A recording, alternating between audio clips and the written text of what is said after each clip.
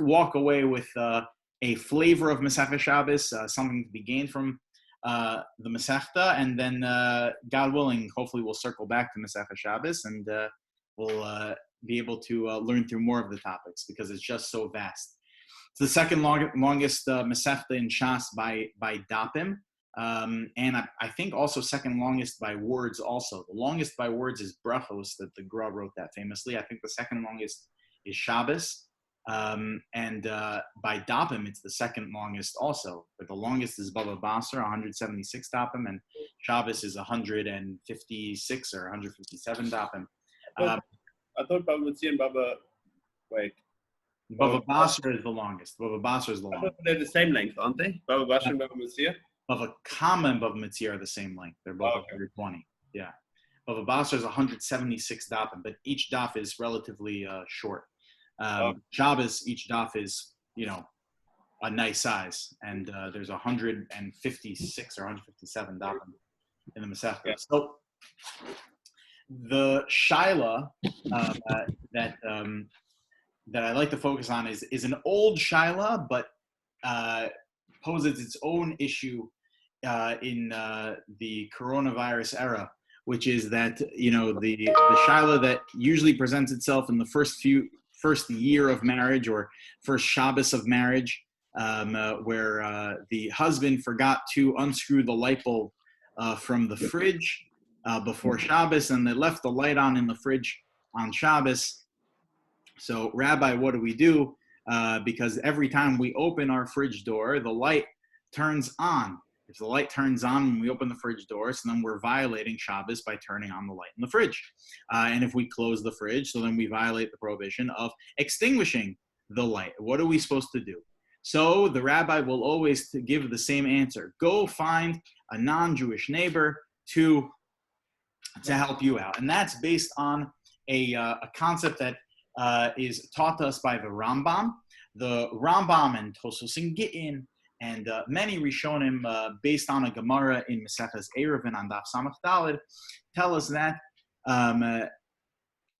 the rabbinic prohibitions, a shvus on Shabbos, a rabbinic prohibition, is not prohibited if it is violated through the means of another rabbinic prohibition.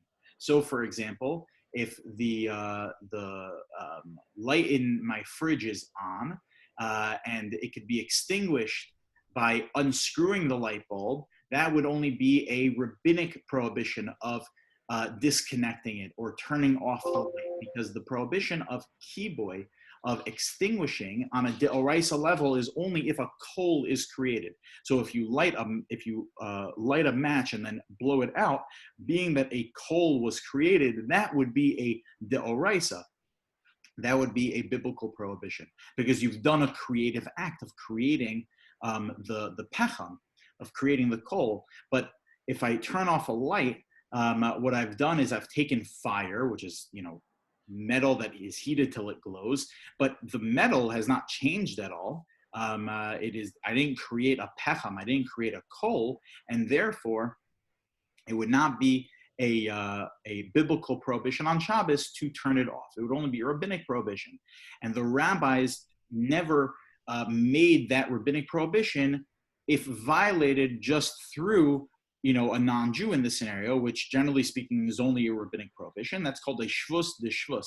A shvus de shvus is mutter, is permissible to do if it's l'tzorach mitzvah, if it's for the sake of a mitzvah. And the mitzvah in this context would be having the food that's inside your fridge for Shabbos, for Oneg Shabbos, and the like. So therefore, in order to have your Su'udah Shabbos, we would allow you to ask a non-Jew to unscrew the light bulb in your fridge, because that would be a shvus de shvus b'makom mitzvah.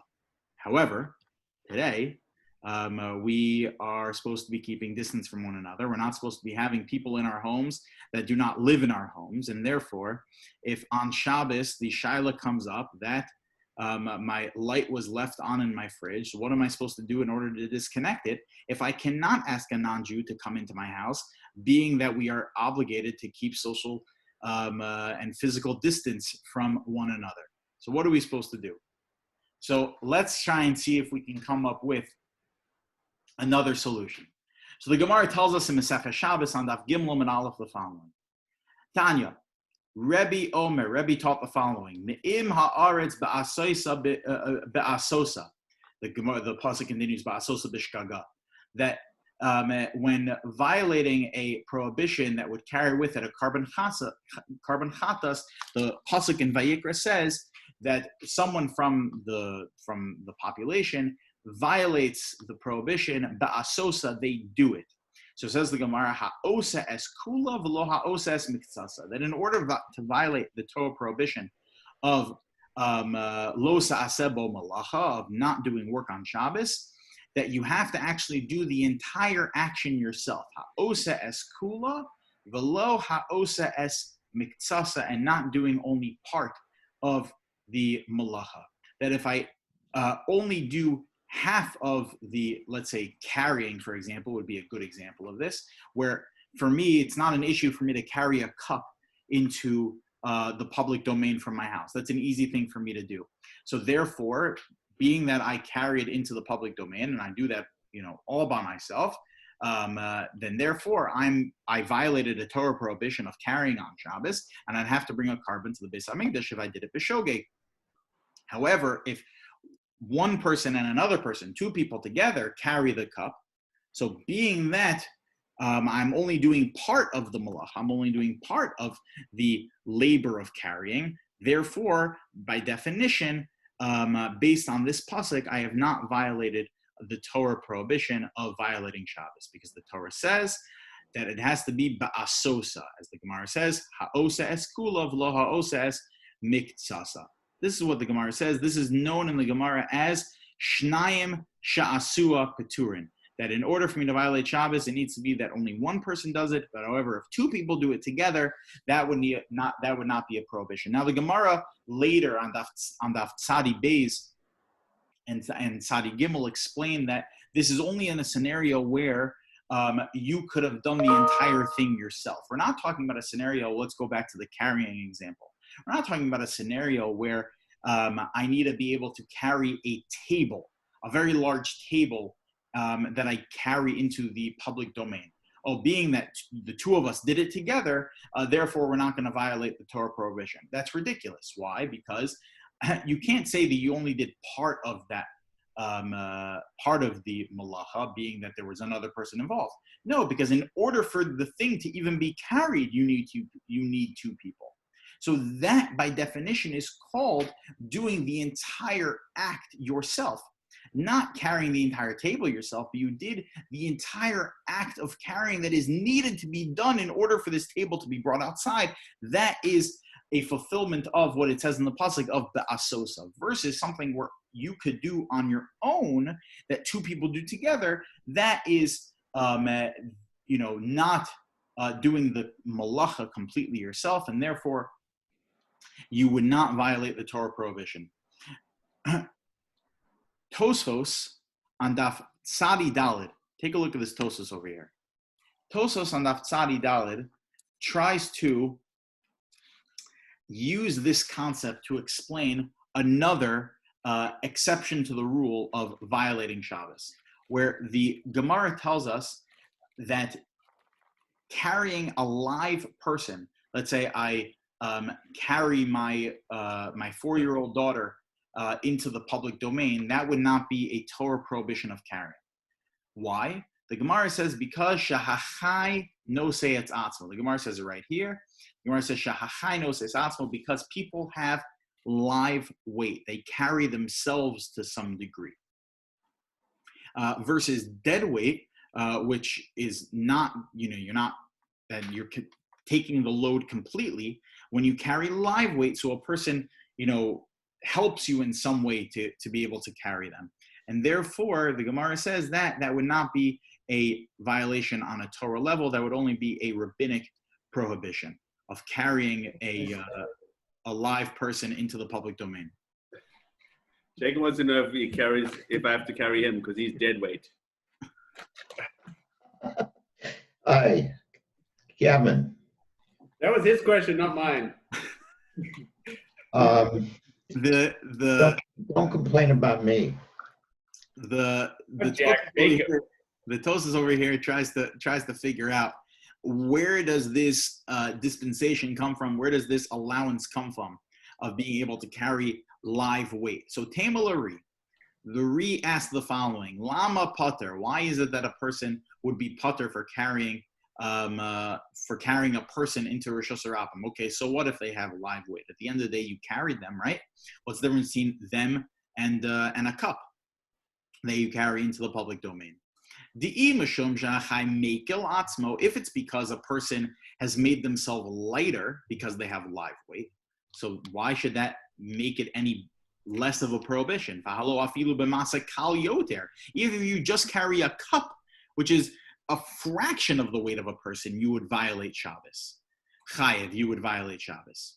So it must not be because they're lighter. Okay, we cut that first option right off the bat. If it's because of Shnaim Sha'asu, that they did it together, that each one carried a part of the person, meaning it's like the two of us are holding the cup together, right? I'm not doing the whole thing myself. He's carrying some of the weight, being that he has his own live weight. Therefore, I should be putter because it's not a fulfillment of ba'asosa, as we just saw the Gemara on Daf Gimel.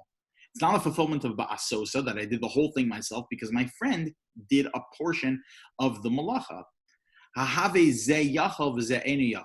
says, no. Here we're talking about a scenario where, granted, you could carry the entire person yourself, whether or not they had live weight or dead weight. But the person who's being carried cannot do the whole thing themselves. Meaning, a person cannot teleport themselves. They cannot float. Granted, they have live weight, but that's not going to lift them and actually carry them on their own into the public domain. They're not going to float there. They're not going to get to the public domain either by them walking or you carrying them. So therefore, anything that they're doing to assist me, we view as a nothing. So it is as if you're carrying them all yourself. So then Tosos goes on to give another reason. Tosos says, so it must not be based on Shnaim Sha'asu. It must be rather V'omer Ri. Rather, the Ri says, the Mishkan Gamrinan. Rather, we learn it from the Mishkan. Shelo hayunosin davar chai. She'atachshitim va''ilim hayu cholchem beragleihem. V'achilazon miyad hayu potzino. So says Tosos, because in the Mishkan, where all of the malachos of the Mishkan are patterned after the building of the Mishkan. The malachos of Shabbos are patterned after the building of the Mishkan. In the Mishkan, anything that they would carry was all dead or dead weight. None of it was live weight, and therefore it is not a fulfillment of the type of carrying that they did in the Mishkan, and the Mishkan was all dead weight, and therefore carrying live weight is not going to be a malacha. The Tosos Rush disagrees with Tosos completely, and he gives a different explanation for Chainos Esatzmo, but we're not going to get into that right now. What I'd like to focus on is when Tosos brought up Shnaim Sha'asu. When Tosos brought up Shnaim Sha'asu, he dismissed Shnaim Sha'asu because when I carry the person, granted I could do it all on my own, but he can't do it all on his own, and any help that he's giving me, we view as a nothing. So Reb Chaim Soloveitchik tries to figure out then, when is it that we would apply Shnaim Sha'asu, as opposed to Osa Miktsas Malacha, that when I do only part of the Malacha. Says Reb Chaim that those are two different things. Doing a part of a Malacha, when the complete Malacha is being done, versus two people doing the complete Malacha together are two different things. He says because when two people do the Malacha together that could have done all by one person, there, by definition, the malacha is not all being completed by one person. Versus Chainos Esatzmo, the person never gives me the ability to do the whole thing myself because they have, as a part of them, live weight. When it comes to the cup, I could do the whole thing myself and my friend could do the whole thing themselves. When it comes to carrying a person with live weight, I was never given the chance to carry them with dead weight. And therefore, by definition, it cannot be included in the allowance of doing only part of a malacha, of doing shnaim shas.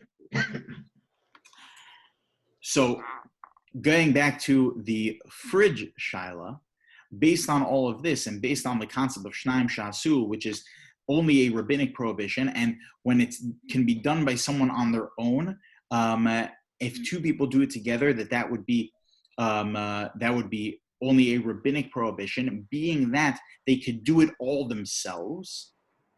So therefore, when it comes to disconnecting the light in the fridge, I could do that all myself. I don't need another person to be able to do that. So therefore, being that disconnecting the light itself is only a rabbinic prohibition, it's only a prohibition on a rabbinic level of kiboy. It's not the deoraisa of kiboy. It's not the biblical kiboy of extinguishing. Why? Because extinguishing on a deoraisa level is only if a pechem is created, and in a light bulb, there's no coal that's created when you disconnect it.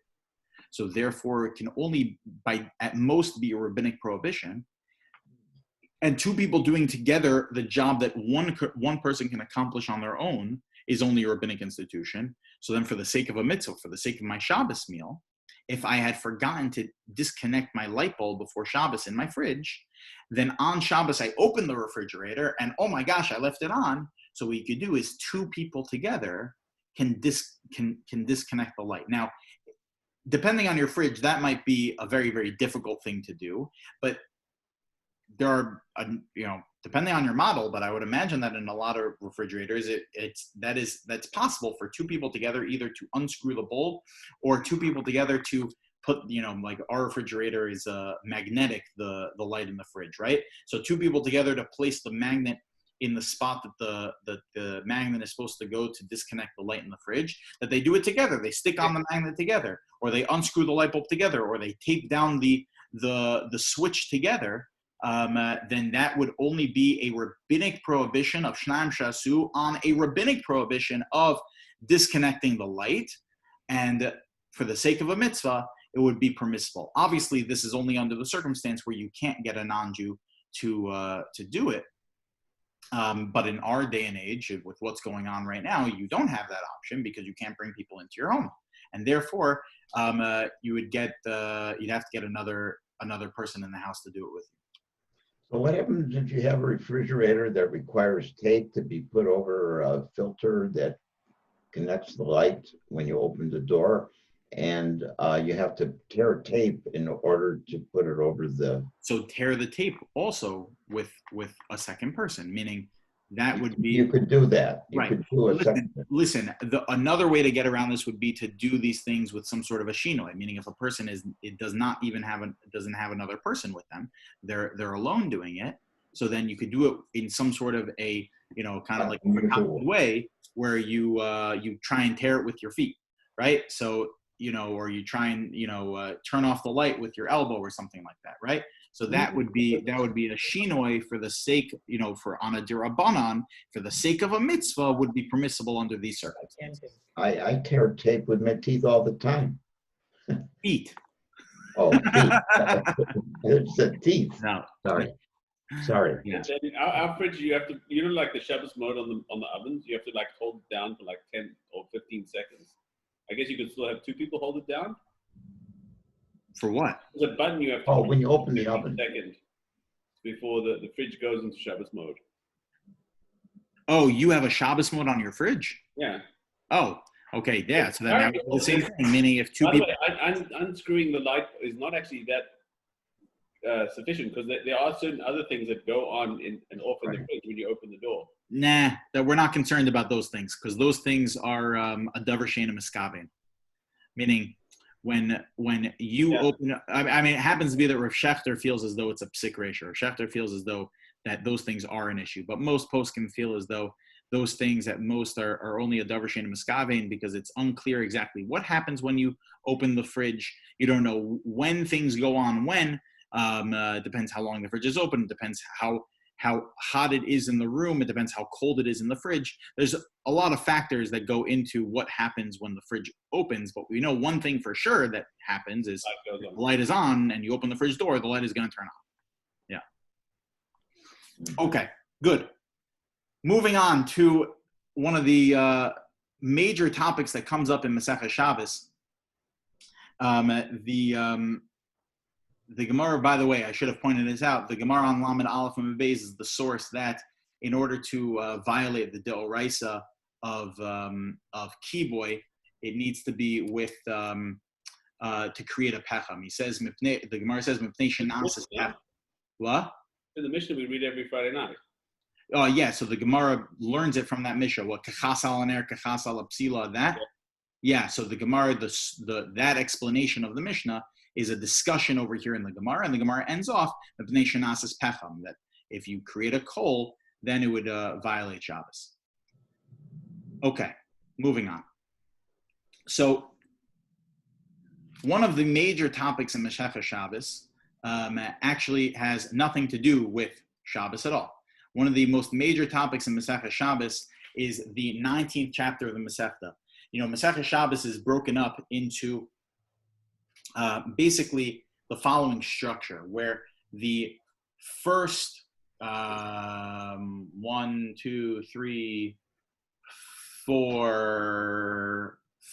prakim have to do with preparing for Shabbos, minus the very first Mishnah. The very first Mishnah has to do with Hotzah, carrying on Shabbos. But aside for the first Mishnah, which is a discussion why it is that the first Mishnah has nothing to do with preparing for Shabbos, the first 4 prakim have to do with preparing for Shabbos. The fifth and sixth parak have to do with what one is allowed to or not allowed to have either their animal or themselves carry on Shabbos, meaning what's the difference between something that you're wearing versus something that you're carrying. And those things are important in terms of how to get into Shabbos, because, you know, you start Shabbos and you go to shul. So you have to know how you can walk out into the street on Shabbos. Then the 7th chapter begins the discussion of the prohibitions of Shabbos. And it is over there in the second Mishnah that lists all of the 39 Malachos. Then that's the 7th, the 8th chapter gets back to Hotzah. That's the 8th, 9th, 10th, and 11th chapter have to do more with the prohibition of carrying on Shabbos. But basically from the 7th all the way through 12, 13, 14, 15 prakim all have to do with the prohibitions of doing malacha on Shabbos. The 16th chapter and the 17th chapter have a lot to do with the laws of muktzah, some of the rabbinic prohibitions on Shabbos. And then in the 18th chapter, we deal heavily with the laws of refuah, of health on Shabbos, when you are allowed to use medication, when you're not allowed to use medication, what are you allowed to do for someone who is pregnant or nursing. Those are discussed in the 18th chapter. And then in the 19th chapter, after the baby is born, then we deal with the laws of bris milah. And the Gemara and the Mishnah begins with, in the 19th chapter, the laws of when a bris milah falls out on Shabbos and the like. But then the 19th chapter, really spends its time discussing the laws of bris milah in general, not just in the realm of Shabbos, but in bris milah in general. That's the 19th chapter. Then the 20th chapter till the end, till the 24th chapter, deals with some of the positive commandments of Shabbos, because Shabbos has 2 sides to it. There's Zachar and then there's Shamor, as we have in this week's parasha, Shabbos side to Shmoru, that they're the observing Shabbos, but there's also Zachar, which is sanctifying Shabbos, and that is discussed in the 20th through the 24th chapter. It's also discussed in the 10th chapter of Mesechtas Pesachim and Mesechtas Arvei Pesachim, chapter Arvei Pesachim, parak Arvei Pesachim, the last chapter of Mesechtas Pesachim. There's a beautiful comment from the Tiferes Yisrael, who's a major commentary on the Mishnayos, where he discusses why is it that there are 24 chapters of Mesechtas Shabbos. So one answer is that it's because there's 1 chapter per hour. The Shabbos is 24 hours long, so you have something to do each hour of Shabbos. You have another parak to learn in Shas. And in fact, there are Sephardim. There are Sephardic communities that people have the custom to actually learn through all of Mesechta Shabbos, the Mishnayos, over the course of Shabbos, 24 hours, 24 prakim. Fine. We're noheg to really follow 25 hours, or give or take, because of Ben Hashmashos, all the way from Shkia till Tzetzot Chavim. Anyway, but the Tiferes Yisrael gives another answer, though. That why are there 24 chapters? He says because in the olden days there were a kala, when she got married, would wear 24 pieces of jewelry, 24 tachshitin. I don't know, you only have 10 fingers and 10 toes. I don't know where she put all of her jewelry, but what? Nose rings. No, one for each nostril, right? So 24 tachshitin, the 24 pieces of jewelry, and our tachshitin, our jewelry is Mesechta Shabbos. Shabbos itself, that's our kala, and therefore we want to dress up kala. We want to dress up the bride with 24 tachshitin, and those are the 24 prakim of Shabbos. Beautiful explanation. But the 19th chapter is where we speak about the laws of bris milah. Take a look at this Mishnah. The Mishnah says, "Osin kol tzarchi milah b'Shabbos." That on Shabbos we do anything that is necessary to be done for a bris milah on Shabbos. Okay. Now the Mishnah earlier, in the very first Mishnah in the Parak on Daf Kuf Lamed, the Mishnah over there discusses a machlokes between Rabbi Elazar and Rabbi Kiva about whether or not that includes machshiri milah, meaning sharpening the knife, or getting the medication the baby is going to need for after the bris milah, hot water and things like that, having all that prepared before Shabbos, or is that something you could do even on Shabbos? Rabbi Elazar says that you can do all of the preparations even on Shabbos itself. Rabbi Kiva says no, you're only allowed to prepare the things you're only allowed to do the things you could not have prepared before Shabbos, namely the bris milah itself. The bris milah itself can only be done on the 8th day. Can't do it on the 7th day, right? It has to be done on the 8th day, and therefore, since the Torah says Bayom Hashmini, on the 8th day Yemol Basar so that you do the bris milah. So Bayom, says the Gemara, Afilu b'Shabbos, even on Shabbos. So the Gemara says that you do everything that is needed to be done for the bris milah. What does that mean? It means bolin, porin. You remove the foreskin. You remove the membrane that's under the foreskin. Motzitzin. You do metzitza b'peh. You have to remove some of the blood, which is done for health purposes. Okay, fine. Then the Gemara continues on in the next Amud, and it explains why is it that the Mishnah needed to use the word kol. Michti. Let's see. Katani kulhu, since the Mishnah lists all of the things that are needed to be done for a bris milah, so then why did the Mishnah need to say kol tzarchi milah la asuye mai? Why do you need to say that we do all of that is needed to be done for the bris milah? Meaning, if you list everything that is done in a bris milah, so you don't need to also tell me we do all of it. Just say we do the following things. What is the word kol coming to include?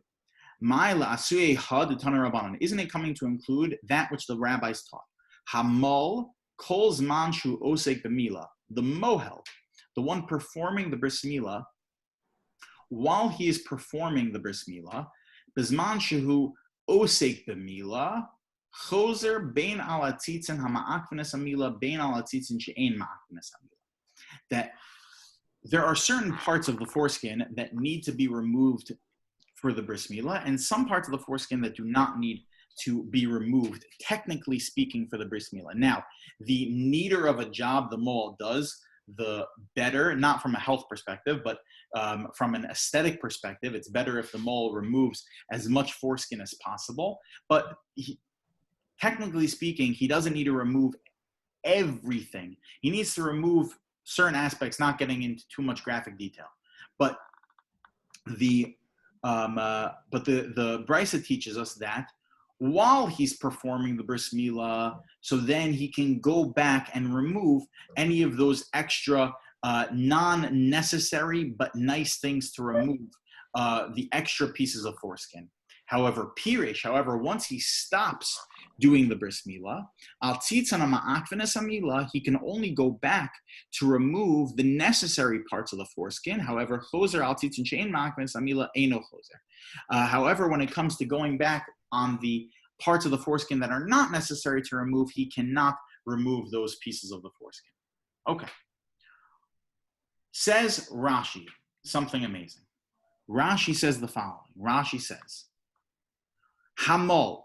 What's the scenario we're talking about over here? That again, when the Brisa said that the mohel could go back on the parts of the foreskin that are necessary to remove, once he stopped doing the bris milah, that's only talking about a scenario where he stopped, and once he stopped, he can only go back to remove the necessary parts of the foreskin. But while he's doing it, he can remove everything.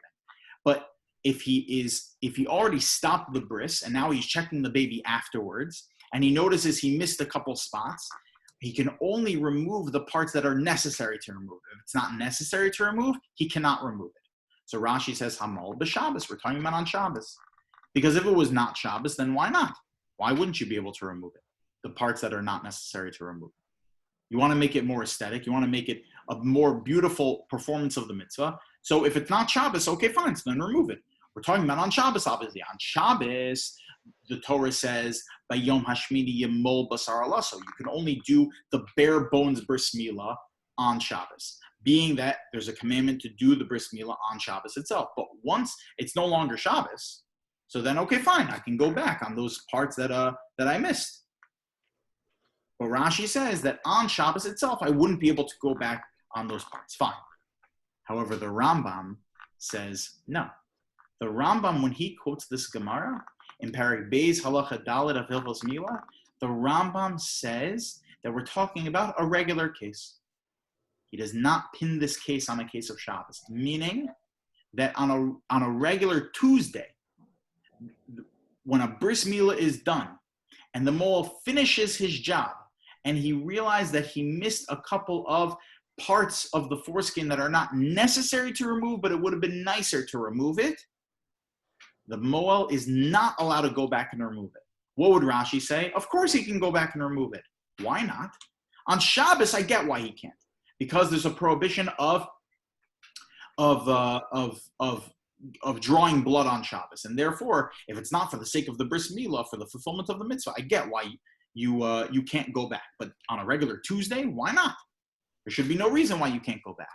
But the Rambam says, no, even on a regular Tuesday, you wouldn't be able to go back once the bris milah is finished to get those extra pieces of foreskin. Why not?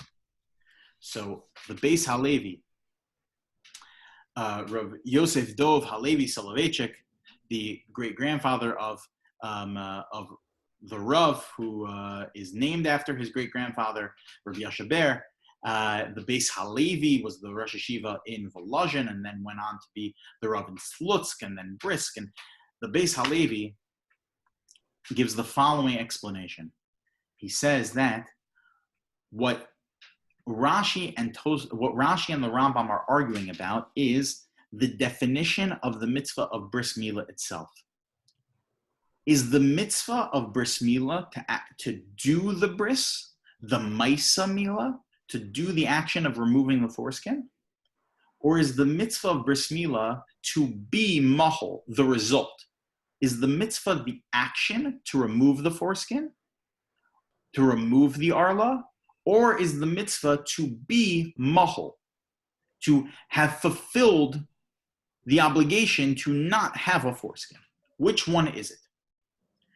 According to Rashi, says the Beis Halevi, the mitzvah is to be mahol, to be circumcised, which is why on a regular day of the week, of course the mole can go back to fix it. Why? Because there's still an opportunity to do hidur mitzvah. There's still an opportunity to beautify the mitzvah. Why? Because you're still fulfilling the mitzvah, because the mitzvah is to be mahol. And that continues on forever. However, according to the Rambam, where the mitzvah is to do the Maisa Mila, to do the action of Bris Milah. Therefore, even when it's not Shabbos, once the Bris Milah is done, so then the mitzvah is done, and therefore the concept of hidur mitzvah, beautifying the mitzvah, no longer applies once the mitzvah is complete. Meaning, once the Maisa Mila is done, to go back and do more would be hurting the baby for no reason. Because hidur mitzvah is no longer applies once the Maisa mitzvah, once the action of the mitzvah is done. And according to the Rambam, the obligation of Bris Milah is on the action, not on the result. I'll prove to you, how do I know that the Rambam assumes that the mitzvah is on the action, not on the result? Because the Rambam has a famous machlokas between him and the Rabbi, where the Rambam writes that we know the Torah tells us one of two mitzvah, one of two positive commandments that carry with it a punishment of kares, of spiritual excommunication, where we know that that punishment is associated with a number of different prohibitions in the Torah.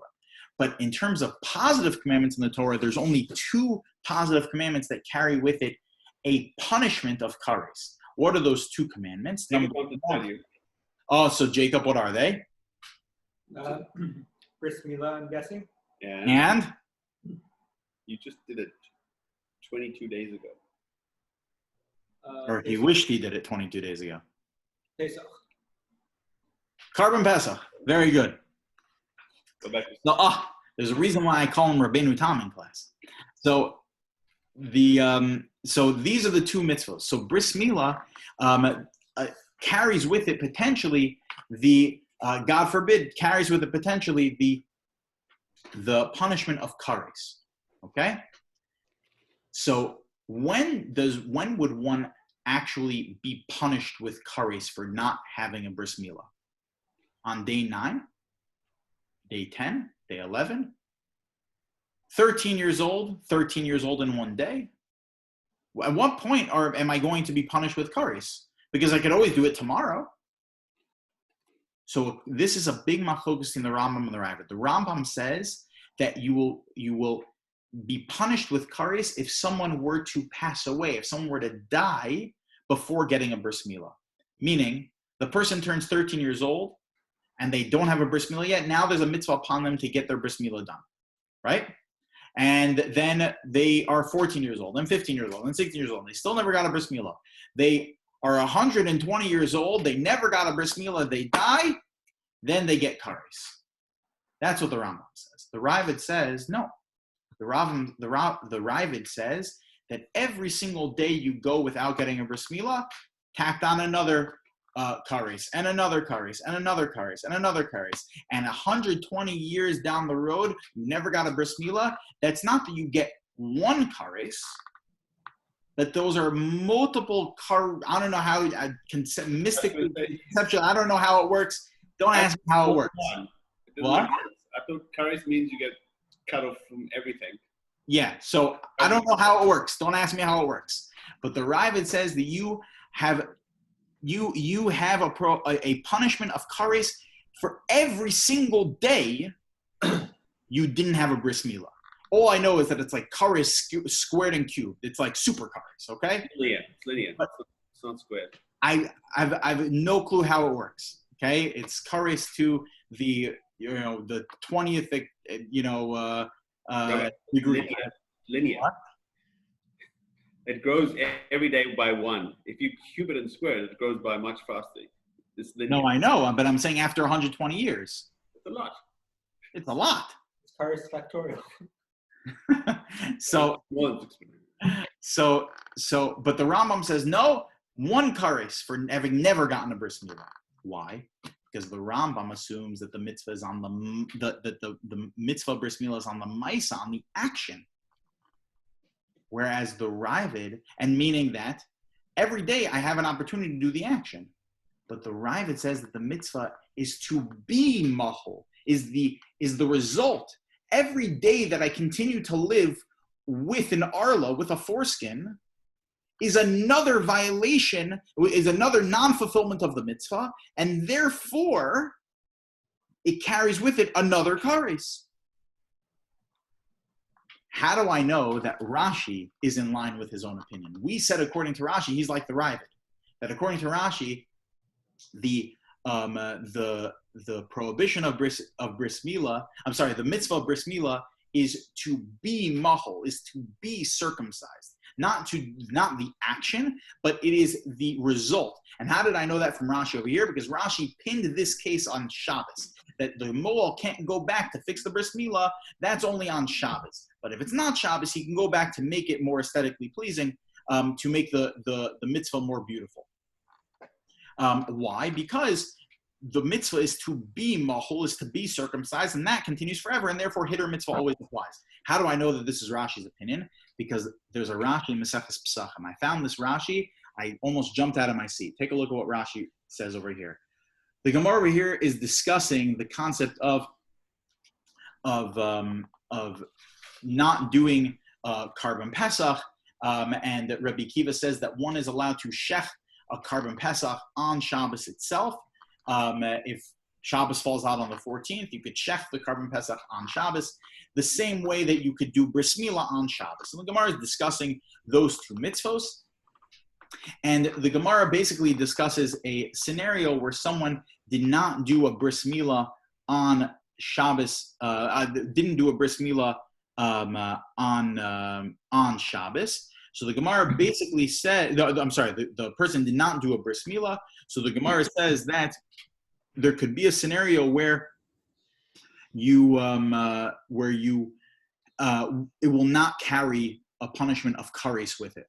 What kind of a scenario would that be? Where if I didn't do bris milah, it will not carry with it the punishment of kares. So Rashi pins the case in the following scenario. He says, Lebo bayom, on Shabbos. The Gemara was talking about on Shabbos. Im yimol lemachar, if you do the bris milah tomorrow. Meaning, we're talking about a scenario where the person did not have the ability to do the bris milah on Shabbos because they were not prepared for the bris milah. They didn't do all the machshirei milah. So therefore, we pass like Rabbi Kiva, only bris milah is allowed to be done, not all of the preparatory stages of bris milah. So therefore, we'd have to push off the bris milah till the next day. So in such a scenario, you would not, it would not carry with it any sort of kares. Because why? Im yimol lemachar, as long as you do it the next day. Why did Rashi have to say as long as you do it the next day? Why wouldn't he just say that you're not going to carry, it's not going to carry kares because you didn't have the opportunity to do the mitzvah, but later you'll do it? Why does he have to say that as long as im yimol lemachar, as long as you do it tomorrow? Why? Because according to Rashi, he assumes like the Ravid, that the kares is going to come at the first opportunity to not have a foreskin anymore. The first opportunity to lose your arla. Why? Because the bris milah is to be mahol. And every single day that goes by that you're not mahol, then we're going to tack on the kares. According to the Rambam, he doesn't need to pin it on the very next day that the kares is going to happen. According to the Rambam, it would have written instead, im lo yimol kol chayav, if he goes his whole life without having a bris milah. Rashi, though, is pinning it on. He has to make sure he does it the next day. Otherwise, he's gonna have kares. Because according to Rashi, every single day can carry with it kares, because according to Rashi, the mitzvah is to be mahol. So, I mean, the Rambam, doesn't he like sign his letter saying every day that he's violating the deraisa of living in Egypt? I guess that's a different concept. Because like, yeah, he's like, every day I'm doing something wrong. Yeah, that's a different concept, yeah. Right, those are two different prohibitions. No, in that case, he actually says every day he's violating it because he's staying in Egypt. Yeah, I mean, it's possible to violate a, yeah. That's negative prohibition, anyway, yeah. But anyway, when I'm talking about specifically by the bris milah, how do we define the mitzvah bris milah? Is it to be mahol, or is it to do the maisa milah? Okay. I want to end now, as we always do, with a famous Aggadah in Mesechta Shabbos. There's a lot of very good ones in Mesechta Shabbos. Some of my favorite ones are in Mesechta Shabbos. I was going to choose between either doing this one or doing one earlier in Mesechta Shabbos that is connected to what we spoke about last week, which is the concept of Yirah Shamayim. But I decided to do this one because this one is related to Shavuos, and now we're approaching Shavuos. We're only a few short weeks away from Shavuos, so I wanted to learn this together. Although I think we've studied this together in other contexts in the shul, but regardless, it's good to do Chazara on this Gemara. This is the Gemara in Shabbos on Daf Pei Ches. The Gemara is describing, these are the Gemaras about Maimed Har Sinai, about when we were standing at Har Sinai. The Gemara says, V'yisatzvu b'tachlis hahar, we were standing under the mountain.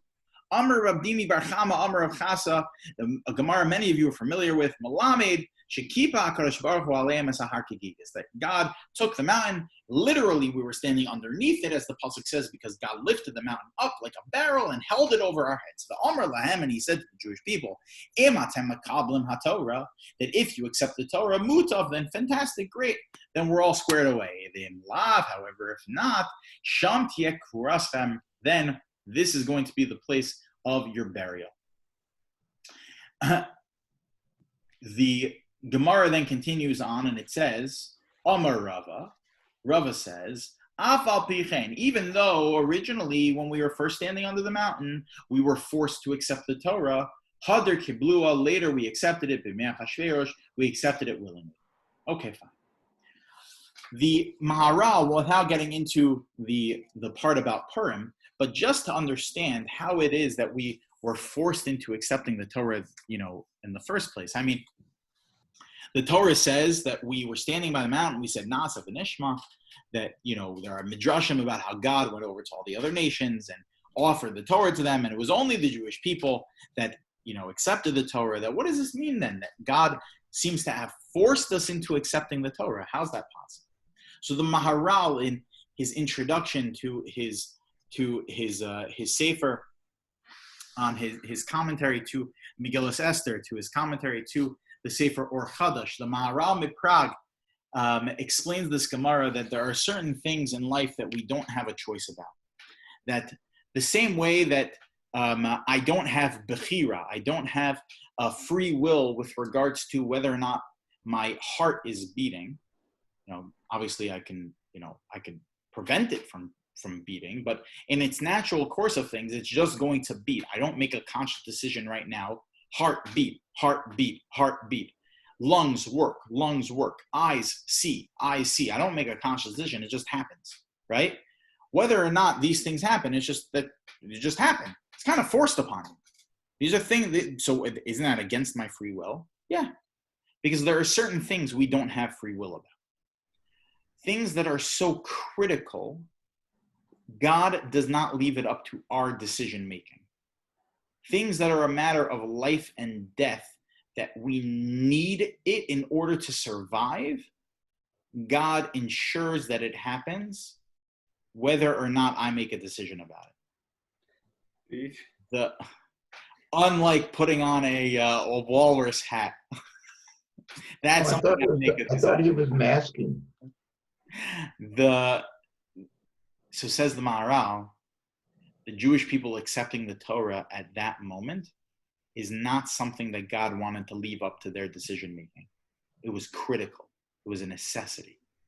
Having the Torah for the Jewish people is a necessity.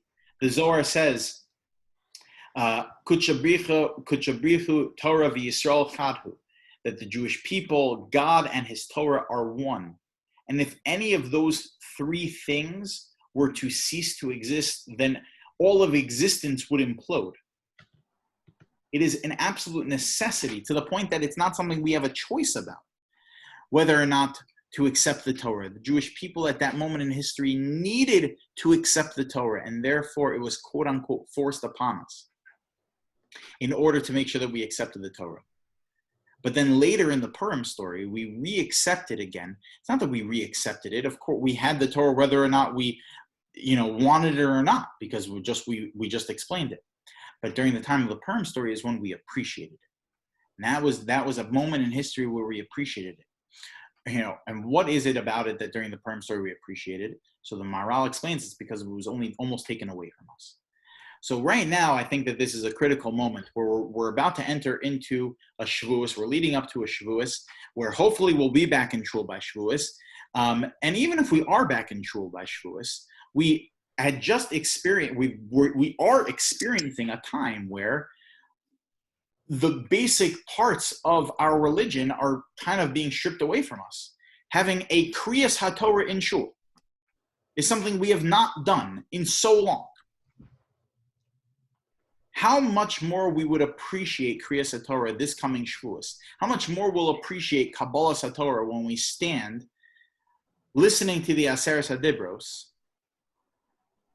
when we understand what it means to not have it. It was forced upon us at one point. It was just part of our regular activities. But now we're in a scenario where we don't have it. So Mirz Hashem, in order to maybe get it back, we have to maybe start appreciating it a little more. And then God willing, when we do have it back, to really appreciate it and take advantage of every single moment that we have connected to the Torah as a group. Okay, we'll stop here. Hajj and Alach Mesechta Shabbos. We will return to you, Mesechta Shabbos, God willing, in 30 weeks from now. Once we finish all of our Shas survey, we'll come right back to Brachos and then Shabbos again. Next week is Mesechta Eruvin, which is very exciting. Mesechta Eruvin is